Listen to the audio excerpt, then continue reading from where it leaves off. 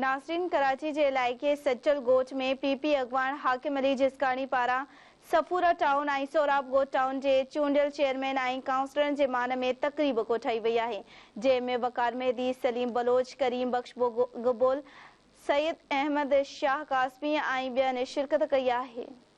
पेश है गोस बुकियो जी रिपोर्ट।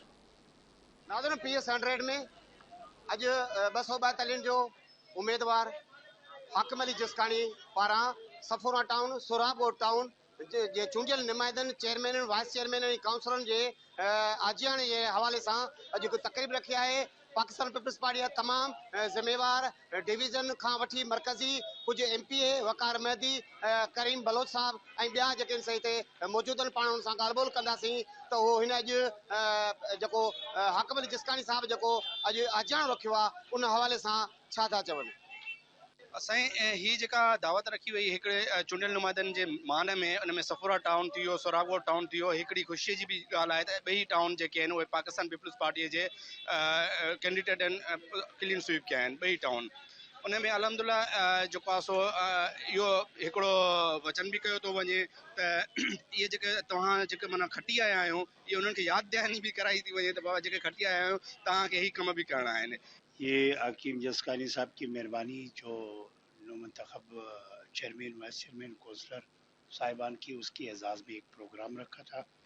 इनकी मेहरबानी, जब ऐसा प्रोग्राम जब होता है, जो लोग जीतता है तो उनको एहसास होता है आवाम की जिम्मेदारी हमारे पे क्या है।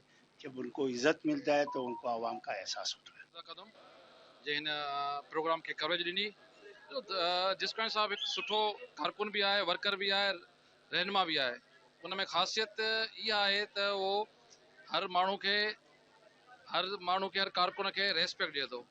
असु चाहे त कम भी करे थो, हॉस्पिटल जो मसलो आहे, थाने जो मसलो आहे, जिस्कानी साहब एक्टिव है माण्हू जा मसला मसाइल हल करण लाइ। अहिड़ो ई वर्कर खपे असांजे हिन इलाइक़े में जेको अवाम जा बुनियादी जेके मसाइल आहिनि उन्हनि ते कमु करे। पार्टी के रिक्वेस्ट कंदासीं असां भी एज ए कारकुन जे हैसियत में त इहा टिकट इन 242 ते जेकी आहे हाकिम अली जिस्कानी साहब खे ॾिनी वञे।